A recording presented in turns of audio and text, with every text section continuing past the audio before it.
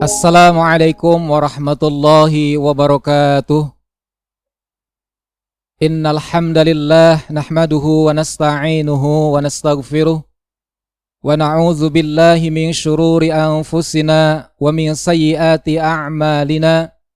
May yahdihillahu fala mudhillalah wa may yudlil fala hadiyalah. Asyhadu an la ilaha illallah wahdahu la syarikalah wa asyhadu anna Muhammadan abduhu wa rasuluh la nabiyya ba'dah. Allahumma salli wa sallim wa barik ala nabiyyina Muhammadin wa ala alihi wa ashabihi ajma'in wa man tabi'ahu bi ihsanin ila yaumiddin. Amma ba'd. Wa qala Allah ta'ala fil Qur'anil Karim, a'udzu billahi minasy syaithanir rajim. Bismillahirrahmanirrahim. Kunu rabbaniyina bima kuntum tuallimunal kitaba wa bima kuntum tadrusun.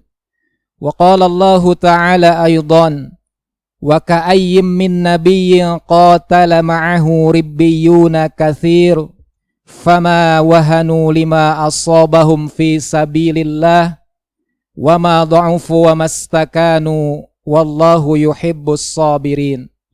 Wa qala Rasulullah sallallahu alaihi wasallam, khairukum man ta'allamal Qur'ana wa 'allamah. Sahabat Stimuzen yang dirahmati Allah Subhanahu wa taala, tiada kata yang paling indah selain ungkapan rasa syukur kita kepada Allah Subhanahu wa taala. Alhamdulillah, di pagi yang cerah ini kita masih diberikan kesehatan oleh Allah Subhanahu wa taala, diberikan kekuatan iman dan Islam sehingga kita masih bisa melaksanakan ketaatan kepada Allah dalam bentuk ibadah ataupun muamalah yang lainnya. Semoga semua rangkaian ibadah baik hablum minallah maupun hablum minan nas, khususnya di bulan Ramadan tahun ini, diterima oleh Allah Subhanahu wa taala. Amin ya rabbal alamin. Salawat dan salam semoga senantiasa tercurah limpahkan kepada Nabi Agung Rasulullah Muhammad sallallahu alaihi wasallam, kepada para keluarganya, para sahabatnya, dan kepada seluruh umatnya yang taat dan patuh terhadap ajarannya. Insyaallah mudah-mudahan kita termasuk di dalamnya. Amin ya rabbal alamin. Sahabat Stimuzen yang dirahmati Allah Subhanahu wa taala, ketika kita berada di bulan Ramadan, terlebih di penghujung bulan Ramadan ini, maka kita bisa melihat bahwa banyak di antara saudara-saudara kita yang mereka alhamdulillah ketika masuk bulan Ramadan kita dapati bertambah kebaikannya, bertambah keimanannya kepada Allah Subhanahu wa taala. Mungkin ada di antaranya yang sebelum masuk Ramadan mereka jauh dari masjid. Mereka belum bisa untuk melangkahkan kakinya menuju ke masjid atau musalla. Akan tetapi ketika hadirnya Ramadan, maka alhamdulillah syukur kita kepada Allah, Allah berikan satu bulan yang sangat luar biasa keutamaannya. Sehingga di antara saudara kita yang tadinya belum berangkat bersama-sama kita, bersama di masjid, melaksanakan sholat berjamaah, duduk di majelis ta'lim, dengan bulan Ramadan ini mengantarkan mereka untuk mampu melaksanakan ibadah-ibadah dan tentu dengan mencapai keutamaan-keutamaan di antaranya adalah sholat berjamaah di masjid. Nah, ini adalah gambaran bahwa di bulan Ramadan berdampak terhadap umat Islam yang tadinya mungkin secara keimanannya berkurang, maka mendapatkan penguatan ketika masuk di bulan Ramadan dengan ibadah-ibadah yang utama dilakukan di bulan Ramadan itu. Oleh karena itu, ketika kajian kita bertemakan generasi Rabbani versus generasi Ramadhani, maksudnya apa? Ketika kita mendapati ada di antara saudara-saudara kita yang semula tidak melaksanakan ibadah-ibadah sebelum datangnya Ramadan, yang tadinya mungkin hampir tidak ada waktu untuk membaca Al-Quran, mungkin juga hampir tidak ada kesiapan untuk duduk di majelis ta'lim, mungkin juga merasa enggan untuk berjamaah sholat di masjid, tetapi ketika masuk Ramadan, semua itu mampu dilakukannya. Maka ketika ibadah-ibadah yang dilakukan di bulan Ramadan ini adalah tidak ada yang salah. Akan tetapi yang menjadi bahan renungan kita, yang harus kita perhatikan adalah ketika kita sudah menapaki perjalanan panjang selama 1 bulan Ramadan ini, apakah semua aktivitas kebaikan, semua keimanan yang meningkat selama 1 bulan lamanya ini, kemudian akan hilang atau berkurang seperti halnya ketika kita sebelum masuk di bulan Ramadan. Maka inilah yang menjadikan pentingnya kita melakukan kontemplasi, perenungan. Jangan sampai kita menjadi bagian orang-orang yang termasuk dalam kategori generasi Ramadhani, tetapi haruslah kita menjadi generasi Robbani. Generasi Ramadhani maksudnya adalah ketika orang baiknya, sedekahnya, sholatnya berjamaah, ta'limnya, atau ibadah-ibadah yang lainnya hanya bertahan selama bulan Ramadan. Akan tetapi ketika sudah Ramadan pergi meninggalkannya, maka pergi juga semua kebaikannya. Pergi juga segala aktivitas yang selama Ramadan dia lakukan. Maka inilah yang menjadikan penting untuk kita siapkan diri kita agar jangan sampai nanti ketika Ramadan meninggalkan kita, kita tidak mendapatkan kesuksesan Ramadan kita. Karena hakikatnya keimanan itu adalah bukan musiman. Keimanan harus terus ada, harus terus terjaga. Meskipun Ramadan nanti pasti akan pergi meninggalkan kita. Kemudian ketika berbicara tentang keimanan juga tentu bukan dibatasi oleh waktu ataupun keadaan. Akan tetapi keimanan harus tetap meningkat dan berupaya untuk terjaga. Sehingga meskipun Ramadan pasti akan pergi 11 bulan, insya Allah kita mampu mempertahankan keimanan dan ketakwaan kita kepada Allah Subhanahu wa ta'ala. Itulah yang dimaksud dengan generasi Rabbani. Generasi Rabbani adalah generasi yang menjadikan Rabbnya Allah Subhanahu wa ta'ala sebagai Rabb, sebagai sang pencipta, sebagai sang pengatur, sebagai sang pemelihara diri kita. Dijadikan oleh kita sebagai pengabdinya. Kita hanya mengabdi kepada Allah, beribadah kepada Allah, baik di bulan Ramadan ataupun di bulan-bulan lainnya. Sahabat Stimuzen yang saya hormati dan insya Allah dimuliakan Allah Subhanahu wa ta'ala. Oleh karena itu, ketika kita hadir dalam bulan Ramadan ini, maka rasa syukur kita kepada Allah setelahnya kita menjalankan berbagai macam ketaatan yang bisa meningkatkan keimanan dan ketakwaan kita kepada Allah, maka haruslah mampu kita pertahankan. Haruslah mampu kita istiqomahkan. Allah Subhanahu wa ta'ala berfirman di dalam Al-Quran, surah Ali Imran, ayat yang ke-79 dan ayat yang ke-146 yang tadi di dalam muqaddimah saya sampaikan. Qala Allah Ta'ala, a'udzu billahi minasyaitonir rajim. Kunu rabbaniyina bima kuntum tu'allimunal kitab wa bima kuntum tadrusun. Jadilah kalian, jadilah kamu generasi Rabbani, ya, Rabbaniyin, para pengabdi-pengabdi Allah, yang mana mempunyai ciri menurut ayat ini adalah bima kuntum tu'allimunal kitab, disebabkan kalian adalah orang-orang yang mau dan mampu mengajarkan Al-Quran, mengajarkan isi kitab. Dan kemudian yang kedua adalah wa bima kuntum tadrusun, disebabkan kalian mampu untuk mempelajari dan mau untuk mempelajari Al-Quran. Dua ciri atau sifat inilah yang harus terus kita jaga. Bagaimana Ramadan yang mendidik kita dengan ibadah-ibadah yang sangat luar biasa kita sudah tunaikan dengan sempurna, dan kita berharap mudah-mudahan semua amal ibadah kita diterima oleh Allah Subhanahu wa ta'ala.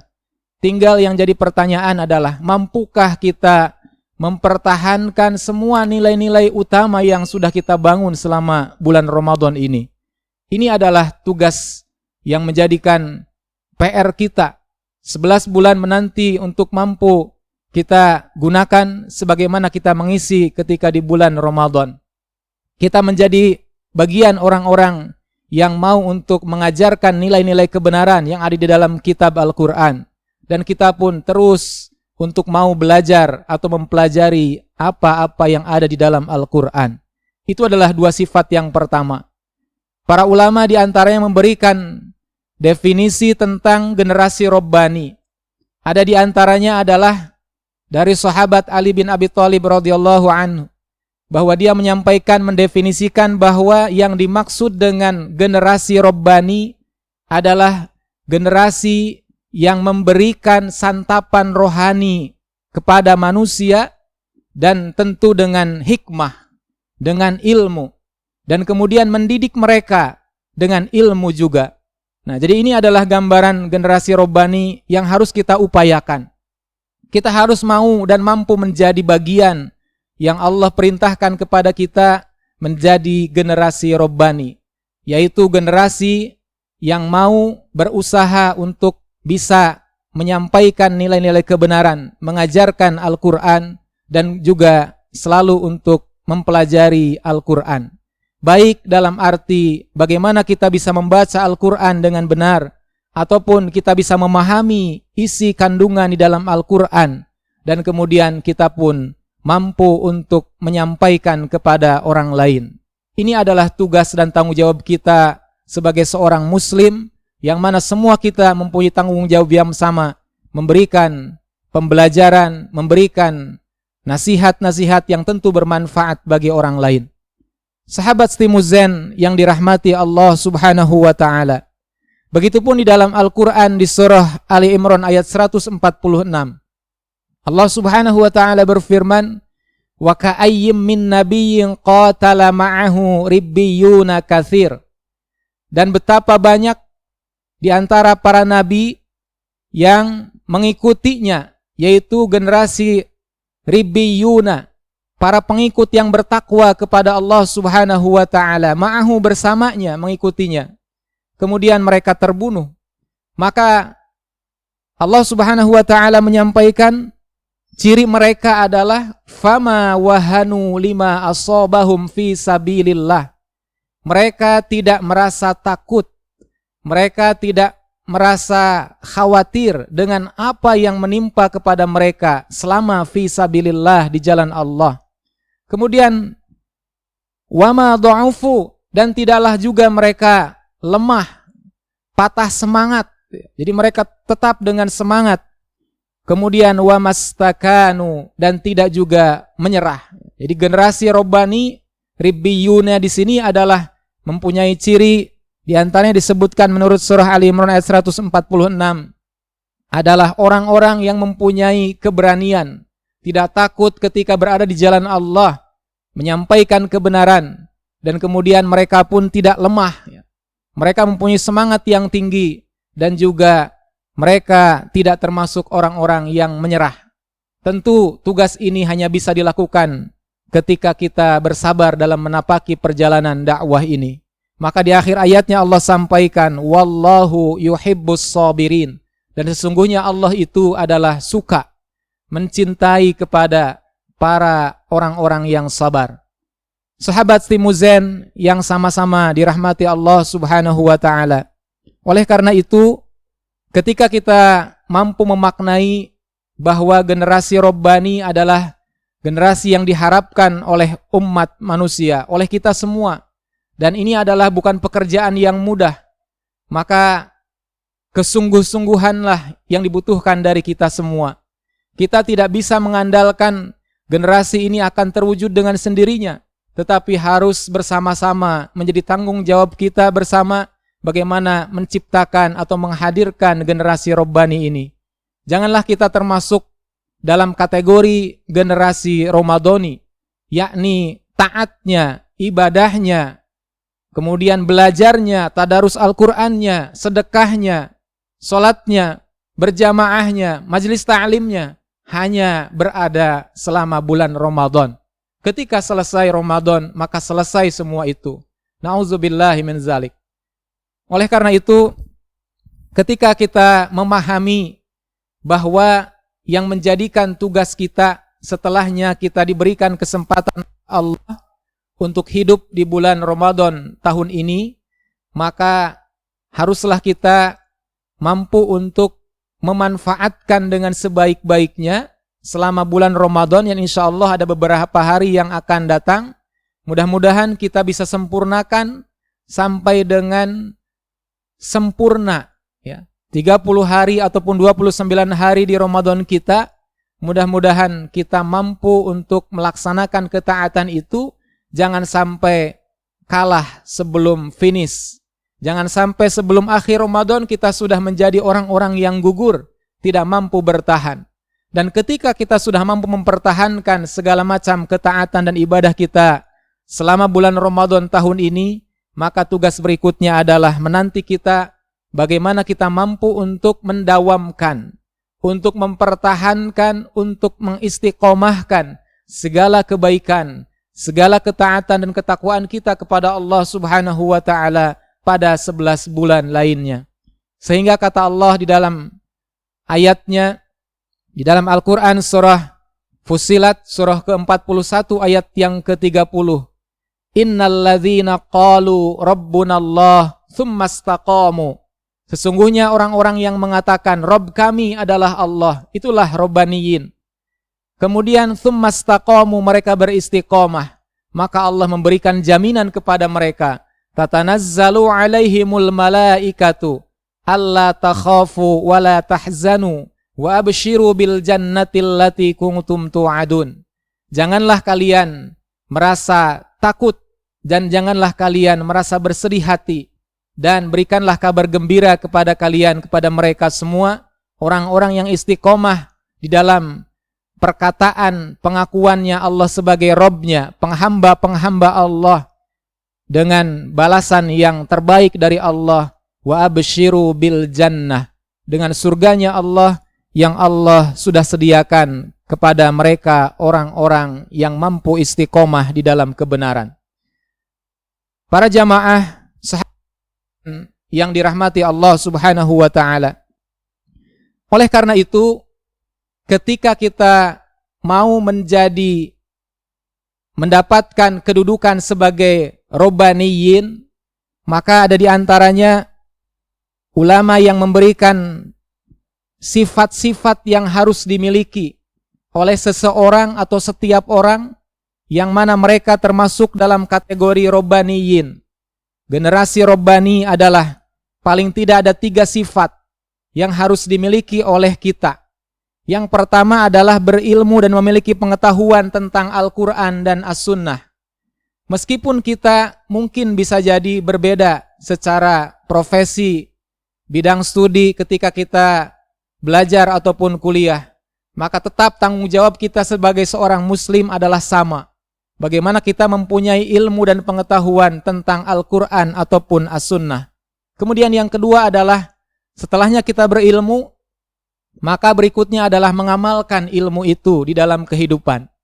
Tentu ketika berbicara ilmu, segala sesuatu yang difahami oleh kita, maka tentulah harus sesuai dengan amalan.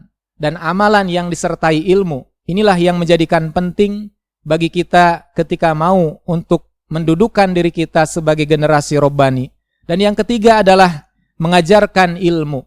Maka 3 karakteristik ini, 3 sifat ini adalah harus lengkap ada pada diri seseorang ketika mereka mendudukan dirinya sebagai generasi Rabbani.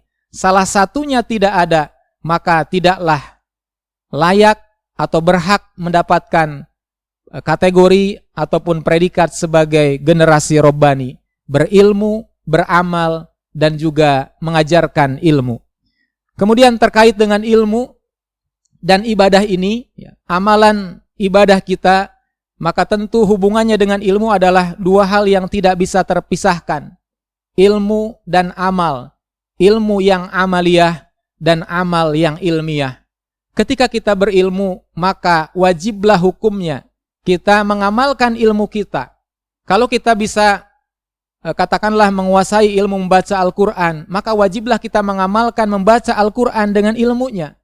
Begitupun ketika kita beramal, maka beramal ketika tidak didasari ilmu, maka tentu nilainya tidak akan lebih baik dibandingkan dengan amalan yang didasari oleh ilmu. Oleh karena itu, ilmu adalah merupakan ibadah kepada Allah Subhanahu wa ta'ala. Jadi ketika kita berilmu, maka sesungguhnya kita tengah beribadah kepada Allah Subhanahu wa ta'ala. Dan seseorang hanya akan bisa beribadah dengan benar sesuai dengan apa yang dikehendaki oleh Allah Subhanahu wa ta'ala manakala dia mengamalkan ibadahnya berdasarkan ilmu, berdasarkan keterangan, berdasarkan penjelasan yang tentu disandarkan kepada sumber ilmu yaitu Al-Quran dan juga As-Sunnah. Tidak ada satu bentuk penghambaan pun kepada Allah yang lebih mulia dibandingkan dengan ilmu. Artinya, ketika kita beramal tanpa ilmu, maka inilah menjadikan amalan yang sia-sia. Bahkan dalam sabda Nabi yang lain dikatakan, "Man amila amalan laisa lahu min amrina fahuwa raddun." Barang siapa yang mengerjakan amalan yang solih kebaikan apapun, laisa lahu min amrina, tidak ada amalan itu adalah perintahnya dari kami, fahuwa raddun, maka dia akan tertolak.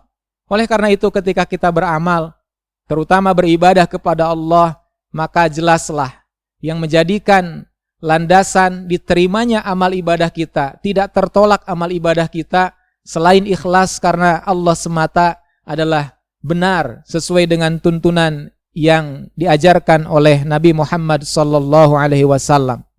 Oleh karena itu sahabat Timuzen yang dirahmati Allah Subhanahu wa taala, yang menjadi pertanyaan adalah bagaimana caranya kita untuk menjadi generasi robbani ini yang tentu diharapkan oleh kita semua. Maka ketika cara yang bisa adalah mulailah dari lingkungan yang terdekat dengan kita. Mulailah dari lingkungan keluarga kita. Ya, setelahnya mulai dari diri kita secara pribadi, kemudian kita tingkatkan mulai dari lingkungan keluarga kita. Sebagaimana yang Allah perintahkan kepada kita di dalam Al-Quran surah At-Tahrim, surah yang ke-66 ayat yang ke-6. A'udzubillahi minasyaitonirrajim. Ayyuhalladzina amanu qu anfusakum wa ahlikum naro. Wahai orang-orang yang beriman, jagalah, peliharalah anfusakum, dirimu sendiri. Kemudian wa ahlikum, dan keluargamu, naro, dari api neraka. Maka dua perintah Allah dalam ayat ini adalah sebagai bentuk wujud keimanan kita kepada Allah. Jadi kalau kita sebagai orang yang mengaku beriman kepada Allah, maka perintah ini kita rasakan itu adalah buat kita. Kita diperintahkan oleh Allah untuk menjaga, memelihara diri kita dan keluarga kita. Maka tadi menjadi generasi robbani, kita mulai dari ibda bin nafsik, mulai dari diri kita masing-masing, kemudian kita perluas, dimulai dengan lingkungan keluarga kita. Yang jadi pertanyaan adalah bagaimana kalau kita yang belum berkeluarga? Maka tentu ketika kita menjadi generasi robbani, pada saat kita belum berkeluarga, maka insya Allah dengan niat dan kita memperbaiki diri kita, tadi melakukan upaya-upaya dimulai dari diri sendiri, maka insya Allah Allah akan hadirkan pasangan yang tentu sesuai dengan kadar keimanan kita. Orang yang baik Allah akan takdirkan, berikan jodohnya dengan orang yang baik, ataupun sebaliknya. Oleh karena itu, bagi orang yang belum punya tanggung jawab dalam keluarga, maka tugas menjadi generasi robbani itu adalah bagaimana memperbaiki diri. Bagaimana menjaga dirinya dari hal-hal yang tentu diperintahkan adalah bagaimana supaya dilaksanakan dengan sempurna, dan sebaliknya ketika larangan-larangan Allah dengan segenap kemampuannya, dengan mujahadahnya, bagaimana untuk mampu ditinggalkan. Ini adalah generasi robbani yang dimulai dari diri pribadi. Mari kita menjadi pribadi-pribadi yang bertakwa, sebagaimana yang menjadi tujuan dari ibadah puasa kita, bahwa puasa ini yang kita diperintahkan oleh Allah, diwajibkan di bulan Ramadan, tidak lain tujuannya adalah la'allakum tattaqun, menjadikan kita semua pribadi yang bertakwa. Bertakwa ini adalah bimtithali awamirihi wajtinabi nawahihi. Bagaimana seorang yang bertakwa itu menjalankan perintah-perintah Allah semuanya dan juga meninggalkan atau menjauhkan dirinya dari segala perkara apapun yang dilarang oleh Allah Subhanahu wa ta'ala. Ini adalah perintah dan larangan yang sudah jelas. Allah Subhanahu wa ta'ala baik di dalam Al-Quran secara langsung ataupun melalui sabda Nabi-Nya sallallahu alaihi wasallam, itulah yang menjadikan sumber informasi bagaimana kita bisa mengetahui, memahami ilmu-ilmu Allah, perintah-perintah Allah dan juga larangan-larangannya. Kemudian ketika tanggung jawab itu ada bagi yang sudah berkeluarga, maka paling tidak menjadi generasi robbani bagi kita yang sudah berkeluarga. Kita punya tanggung jawab, diantaranya bisa dengan beberapa hal yang perlu kita lakukan. Yang pertama adalah ajari keluarga kita, ajari anak dan istri kita, ataupun ketika sebagai seorang istri, ajari anak kita untuk mereka mengenal Allah, untuk bertauhid kepada Allah Subhanahu wa ta'ala. Itulah ajaran yang disampaikan oleh para nabi. Bahkan di dalam Al-Quran surah Al-Baqarah ayat 133, bagaimana Allah mengabadikan kisah Nabi Ya'qub alaihissalam. Ketika dari sepanjang kisahnya Nabi Ya'qub, ternyata Allah mengabadikannya. Pada saat di akhir ajalnya Nabi Ya'qub alaihissalam mengumpulkan anak-anaknya, apa yang disampaikan kepada anak-anaknya? Bukanlah Nabi Ya'qub khawatir anak-anaknya akan gagal dalam urusan bisnisnya. Bukankah Nabi Ya'qub itu khawatir anak-anaknya atau cucu-cucunya mereka akan mengalami katakanlah urusan dunianya dalam kondisi yang berada dalam kemiskinan? Bukan itu semua. Tetapi apa yang dikhawatirkan oleh Nabi Ya'qub sebelum meninggal dunia, menanyakan kepada anak dan istri ataupun keluarganya, ma ta'buduna mim ba'di, apakah kamu masih menyembah Allah sepeninggalku, setelah aku tidak ada? Inilah yang harus kita pastikan. Anak kita, cucu kita, istri kita, ataupun yang ada dalam bagian tanggung jawab kita di dalam keluarga, haruslah mampu kita pastikan mereka semua adalah orang-orang yang bertauhid kepada Allah Subhanahu wa ta'ala. Inilah tugas berat kita. Oleh karenanya di dalam ayat yang lain kita bisa mengambil pelajaran dari kisah Luqmanul Hakim yang Allah abadikan di dalam Al-Quran surah Luqman ayat yang ke-13. Luqman menyampaikan nasihat kepada anak-anaknya adalah tidak lain ketika Luqman menyampaikan, ya bunayya la tusyrik billah, wahai anak-anakku, la tusyrik, janganlah kalian menyekutukan billah, kepada Allah. Artinya ketauhidan yang ditanamkan itu menjadi hal yang pokok.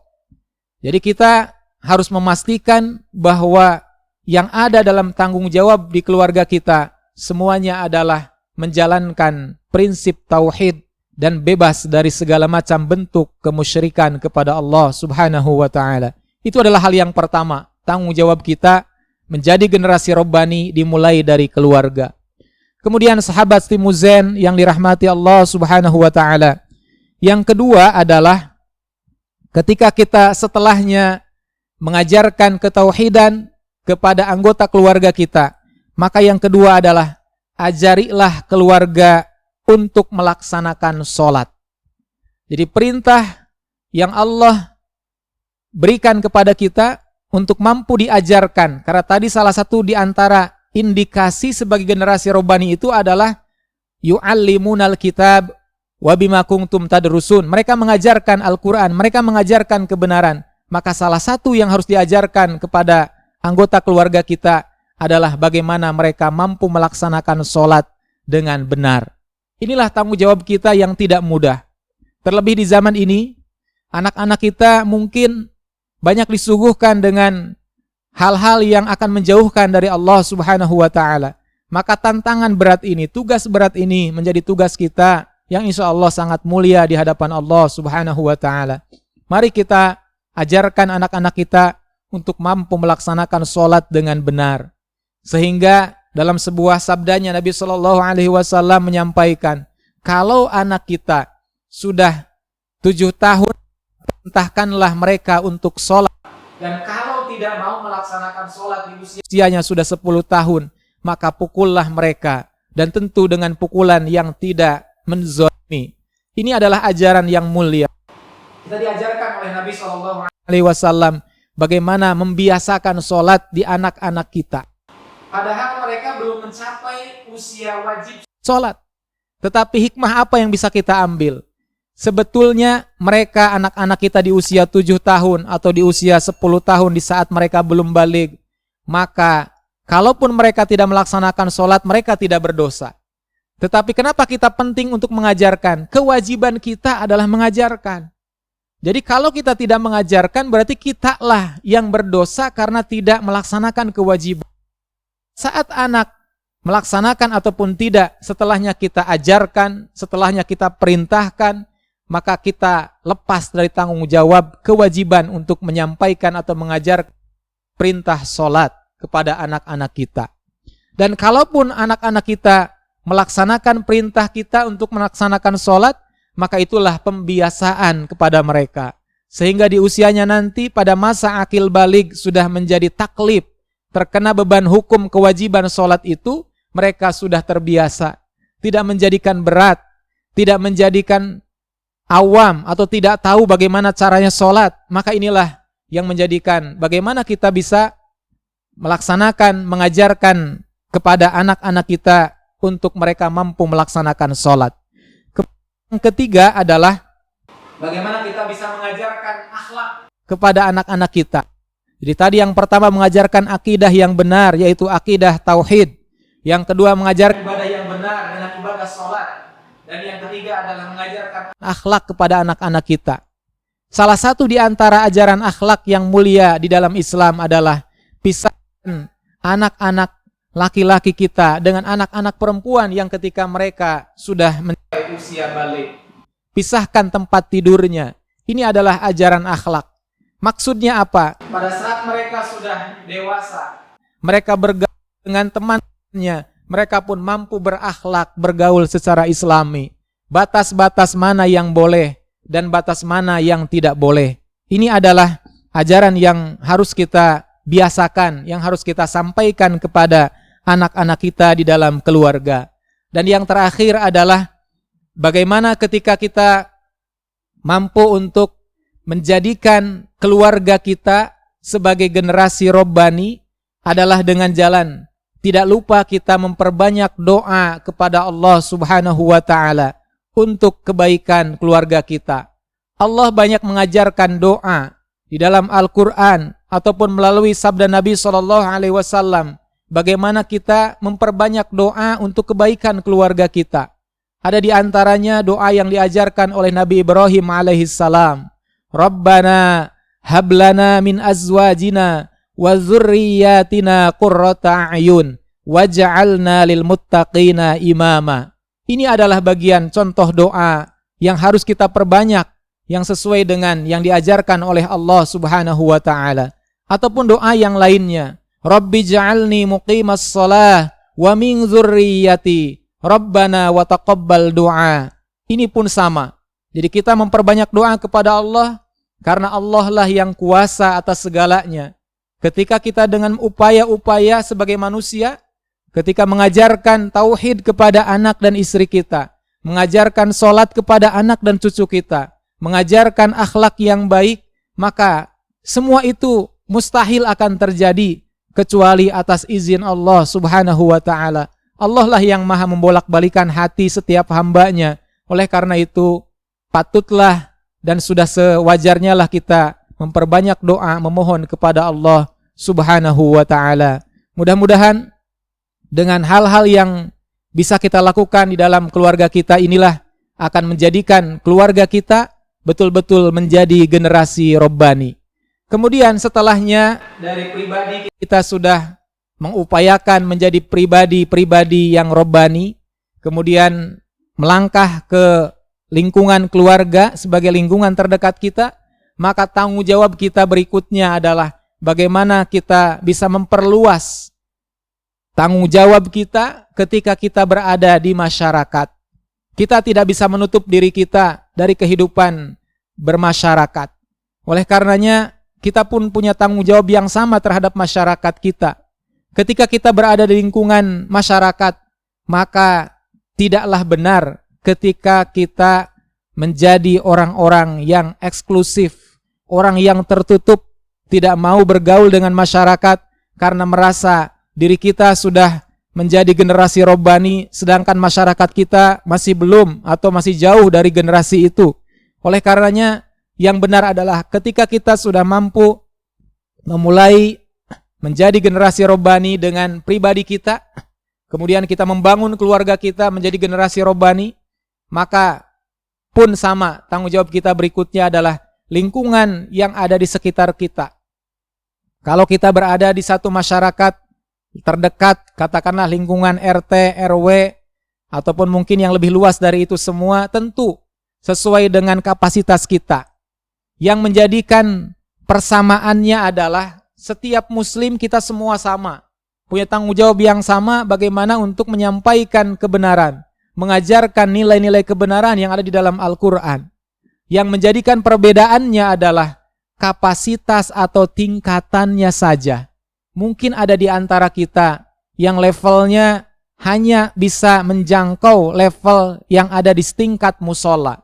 Mungkin juga ada yang lebih luas sampai dengan tingkat masjid, tingkat RW. Mungkin ada yang bisa lebih luas lagi sampai tingkat yang lebih luas lagi. Maka inilah yang menjadikan perbedaannya.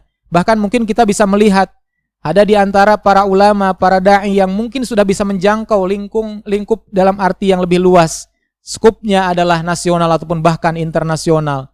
Maka yang menjadikan persamaannya itulah yang harus kita ambil.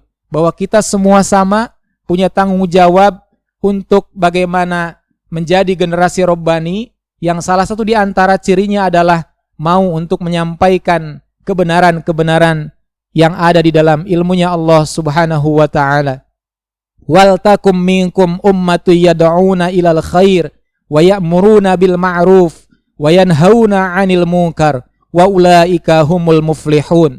Adalah orang-orang yang berbahagia, orang-orang yang mendapatkan kemenangan, yang mendapatkan keberuntungan dalam pandangan Allah Subhanahu wa ta'ala, yakni adalah umat, menjadi umat yang mampu menjalankan tugas dakwah amar ma'ruf nahi munkar, menyampaikan kebenaran, ud'u ila sabili rabbik, mengajak manusia kepada jalan Rabbnya, kepada Allah Subhanahu wa ta'ala, tentu dengan metode ataupun cara-cara yang baik, yakni yang diajarkan oleh Allah di dalam Al-Quran surah An-Nahl ayat 125.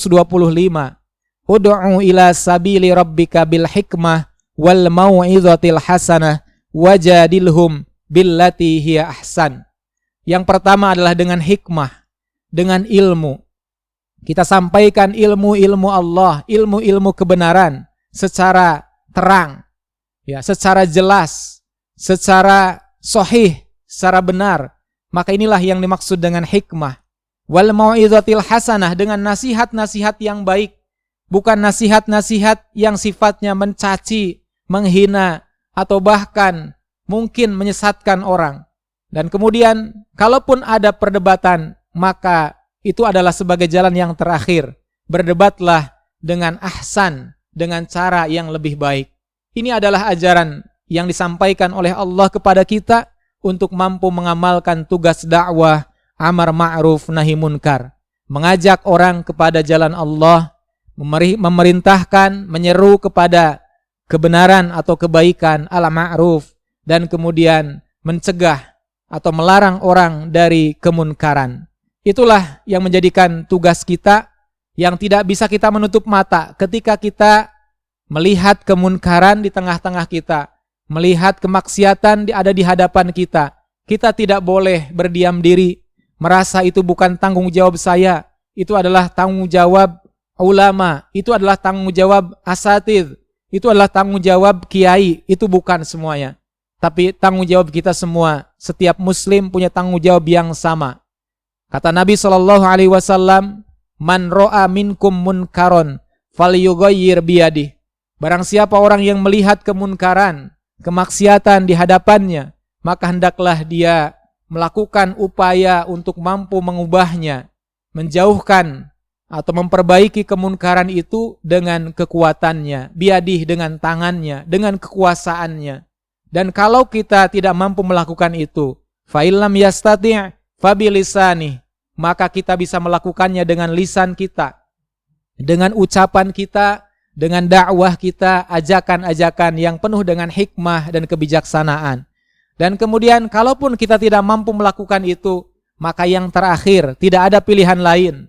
Fa illam yastati' fa biqalbih wa huwa adhaful iman. Maka jika tidak mampu dengan kekuatan tangannya, tidak mampu dengan lisannya tergerak untuk menyampaikan, menasihati kebenaran, maka ketika masih ada iman di dalam hati kita, kita masih ada kebencian terhadapnya. Dakwah dengan qalbu kita, menyerukan kebenaran adalah dengan bentuk doa kita, bahwa kita tidak membenarkan perbuatan munkar itu, dan kita pun berdoa kepada Allah, mudah-mudahan perbuatan munkar itu terlepas dari orang yang melakukannya. Ini adalah bagian tanda-tanda keimanan masih ada di dalam hati kita. Dan mudah-mudahan keimanan yang sudah kita bangun selama 1 bulan Ramadan ini mampu kita pertahankan, mampu kita jaga, dan mampu kita istiqomahkan, sehingga 11 bulan yang akan kita lewati merupakan perjalanan yang lebih panjang daripada 1 bulan ini.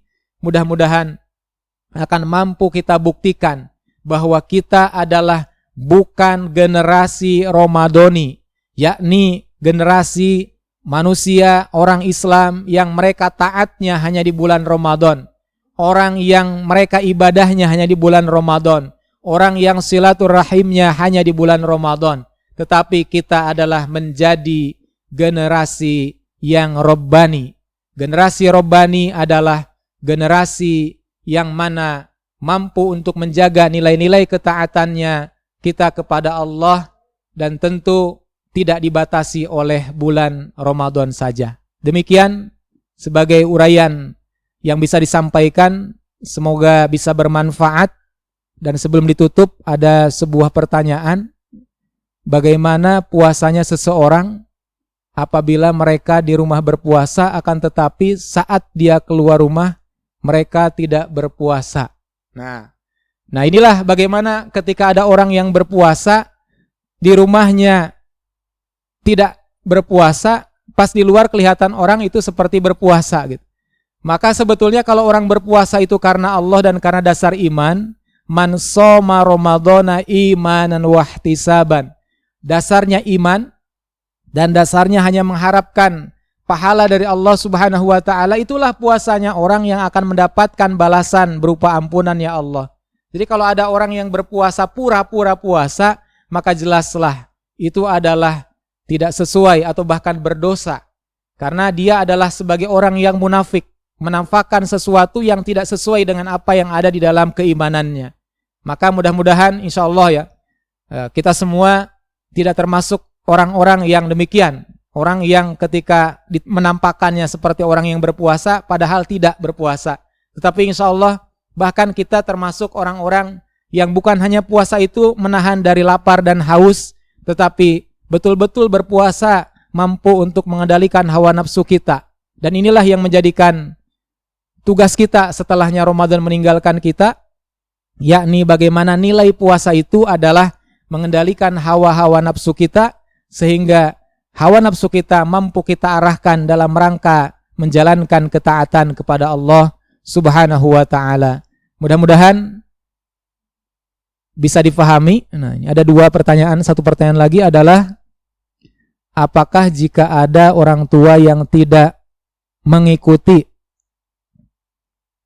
untuk memukul anaknya saat tidak sholat dengan alasan masih kecil, itu berdosa atau tidak? Nah ya, ini berarti tadi terkait dengan hadis Nabi SAW, ketika usia anak kita 7 tahun perintahkanlah sholat. ketika anak kita udah usia 10 tahun, kalau tidak melaksanakan sholat, pukullah. Nah, ketika ada pertanyaan, kalau orang tua yang tidak memukul anaknya karena tidak menjalankan sholat, kalau usianya sudah akil balik, sudah menjadikan wajib melaksanakan sholat, maka berarti orang tua itu tidak sayang kepada anaknya. Sebetulnya makna memukul itu bukanlah dalam arti fisik, ya, memukul secara fisik menggunakan tangan, tetapi pukulan itu adalah sebagai pengingat. Bagaimana mengingatkan anak kita ketika mereka tidak sholat, kita harus terus ingatkan, sudah sholat belum? Ya, kalau belum, perintahkan untuk sholat. Kalau tidak juga, ya kita harus paksakan untuk anak itu mau untuk melaksanakan sholat. Inilah tugas kita. Jadi kalau kita tidak peduli dengan anak kita, berarti kita tidak sayang kepada anak kita. Karena sesungguhnya sayang atau tidaknya orang tua kepada anak itu bukanlah sebatas urusan memberikan nafkah lahir, memberikan baju lebaran yang baru, memberikan makanan yang enak-enak, minuman yang dipesan yang enak-enak. Bukan itu sebetulnya kasih sayang yang sesungguhnya. Kasih sayang yang sesungguhnya adalah bagaimana kita sebagai orang tua mampu memastikan anak-anak kita adalah anak-anak yang solih dan solihah. Itulah sebagai bentuk kasih sayang sebagai orang tua, yakni menyelamatkan keimanan anak-anaknya, menjaga keislaman anak-anaknya selama dalam tanggung jawabnya. Itu barangkali yang bisa disampaikan. Semoga bisa difahami dan bisa bermanfaat. Dan sekali lagi, kalau ada hal-hal yang merupakan kebenaran yang disampaikan, al-haqqu mir rabbika fala takunanna minal mumtarin. Kebenaran itu datangnya adalah semata-mata dari Allah Subhanahu wa taala, Rabbmu. Maka janganlah kalian, kita semua termasuk orang-orang yang ragu terhadap kebenaran. Kalaupun ada kesalahan ataupun hal-hal yang kurang berkenan, yang kurang tepat untuk disampaikan, mohon maaf yang sedalam-dalamnya.